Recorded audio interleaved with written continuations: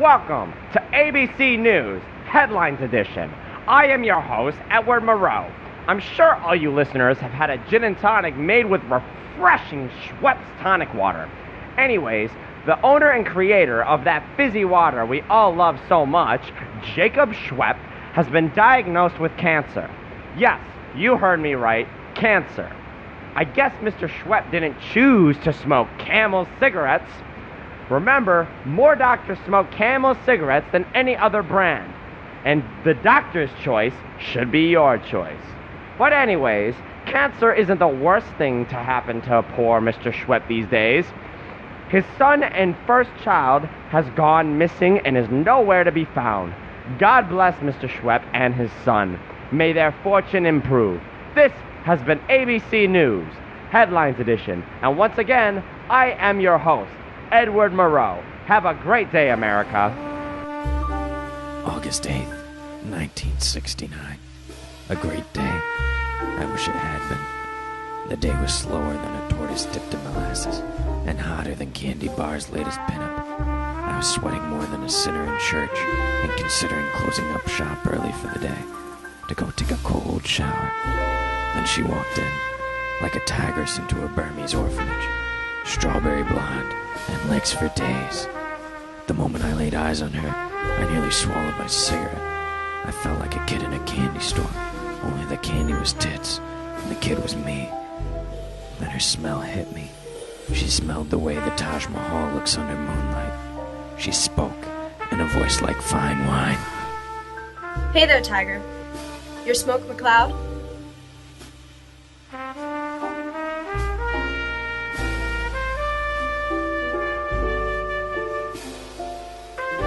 Got a serious problem and I need your help. My brother disappeared the other day. Tony C. That's Tony with an I, by the way. No note, no warning, no nothing. He's been hanging around some undesirables lately, and I'm afraid something terrible happened to him. She was so pretty, I couldn't say no. Well, that and business had been as scarce as a beggar on Wall Street. When I told her it would be $10 a day, she smiled, pulled $200 from somewhere down south, put the money on my desk, and strolled out. She looked like she had been poured into her dress and had forgotten to say when. When she reached the door, she turned and saw where my eyes were riveted. She giggled, and then, as if she were a mirage, disappeared from my view. She had hit me like a right hook from Muhammad Ali. It took me a full half hour to regain my senses, and even after that, I still saw stars. Questions rushed through my head like, what kind of a name is Tony C? Why haven't I ever seen hips like those before? And did I bring a change of underwear to the office today? But it was time to work. Her brother certainly got mixed up with a hell of an unpleasant character. Big Louie was the right-hand man to the most notorious boss in the city, George Bugs Moran. Bugs was the nastiest guy in Brooklyn. He was less forgiving than my landlord, and hit harder than the Great Depression. I've heard all sorts of rumors surrounding this guy, but in my experience, the only one that rung true is that he didn't take any prisoners, even if he didn't like you. He beat you to a pulp, if you were lucky. And if you weren't so lucky, let's just say you'd only be performing one half of a vanishing act.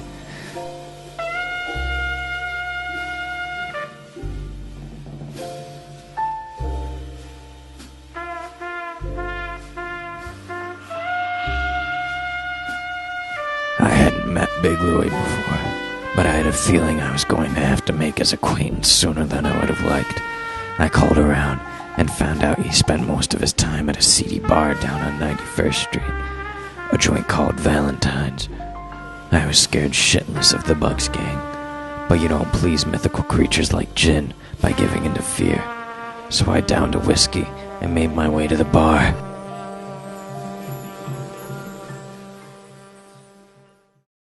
I walked into the bar, and the stench of stale urine and blood was on me faster than a salesman to a sucker. I stood in the doorway, feeling the eyes of everyone in the room, with the exception of the man at the bar, burn into me like hot coals. I walked over to the table and sat down next to the single man who could be Big Louie. I ordered a scotch.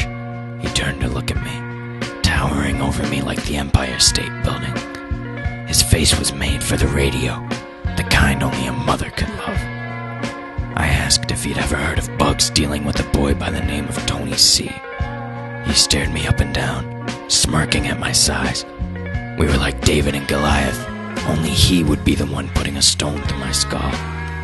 I don't know no Tony C. Why you asking about Bugs' business anyways? You know what happens to people who go around asking questions like that, don't you? I realized that this conversation was starting to become a health risk for one of us at this bar, and it sure as hell wasn't Big Louie.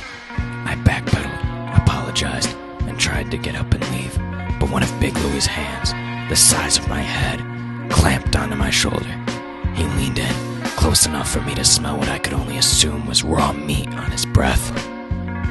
I don't ever want to see your scrawny bones back here again, understand? I don't have to spell out what'll happen if you ever show your face here again, do I? Big Louie's grasp on my shoulder tightened, gripping tighter than a boa constrictor, choking its prey. I was, quite literally, shaking in my boots. I decided Big Louie was telling the truth, so I downed my scotch, mumbled a thank you, and hightailed it out of there faster than a 15-year-old inmate out of the Mississippi State Penitentiary. On my way out, however, I heard some of the conversation being had by the fellows near the door. Did you hear that sweat boy's gone missing? Yeah, old Jacob must be rejoicing about that right about now. Yeah, wasn't that kid some sort of loony or something? I heard he almost bankrupted his dad when he was 10. I wish I had paid more attention to that small snippet of conversation. It could have changed everything. Unfortunately, I didn't.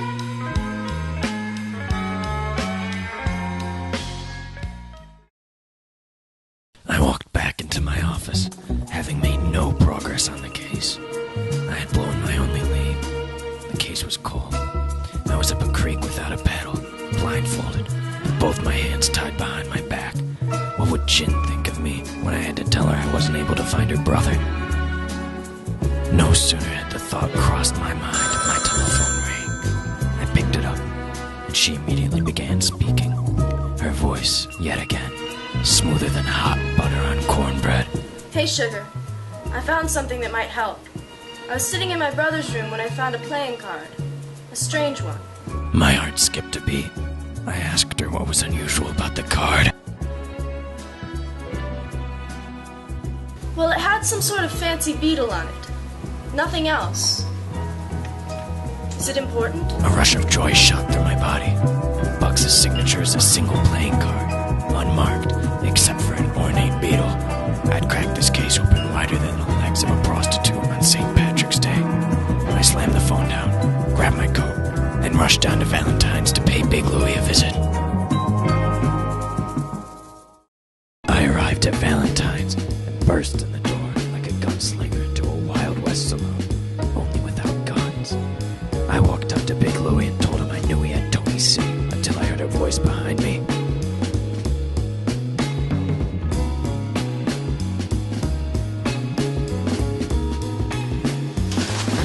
We're back. Big Louie told me about you. Didn't he warn you what would happen if you came back here? Two of Bugs' goonies flanked and grabbed me, one on each side. I tried to struggle free, but they were too strong. I realized that I had taken a far bigger bite than I could chew. Now I'm upset. You walk into my bar, get into my business, and ask me questions about things that I have nothing to do with. You were given very detailed and, might I add, patient instructions to never show your face here again. Now we have a problem. This is how I handle problems. Bugs approached me, pool cue in hand. I prepared for a whole lot of pain. I can take pain. Pain is my pleasure. It just hurts a whole lot more. I can take pain, but I never said that I enjoyed it. This guy's got a swing like Babe Ruth, and it hurts like hell. I tried to stand, but I couldn't. I was more useless than tits on a bull. As I started to black out, Bugs sat down at the bar. The last words I heard before I blacked out were, gin and tonic. I somehow crawled out of that hellhole, summoned enough willpower to stand, limped down the sidewalk, and struggled into my office. I slumped into my chair, lit a cigarette, and fell asleep. The next morning, I woke up to the feeling that I missed something. Bugs's last words echoed in my ear. Gin and tonic. Gin and tonic. I couldn't get them out of my head, so I grabbed a paper and scrawled them down. I stared at the words. Suddenly I realized something. Tonic. Tony C. Tonic. I stared at the page in disbelief. Was it really a coincidence that the two siblings were named after a drink made famous by Schweppes? No. It all made sense now. I just didn't want to believe it. It couldn't be true. She was too perfect. Again, as if on cue, Jin walked into my office. She saw the shape I was in, and she ran to me. You okay? What happened? Oh my god, look at you. You look like hamburger, and, not the good kind.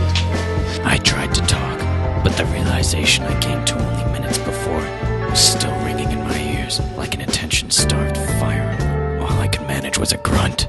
If I looked like you, I wouldn't be able to talk either. Here, let me pour you a scotch. I heard her walk behind me, but I didn't hear the sound of scotch being poured. Instead, I heard the cock of a gun, and I felt cold metal barrel pressed against the back of my head. I was right, but for the first time, I didn't want to be. You know, I'm really sorry you got caught up in all this. My idiot brother was gonna ruin the company the day our old man died.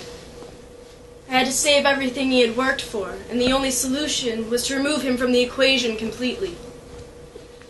I needed a cover, so I came to you. What's better than the murder of a private detective to send the cops down someone else's trail? I led you straight into the path of Bugs, the most ruthless boss in the city. Not ruthless enough, since you're still alive. And that brings us to this present moment in time. Sorry, Smoke. It's nice knowing you.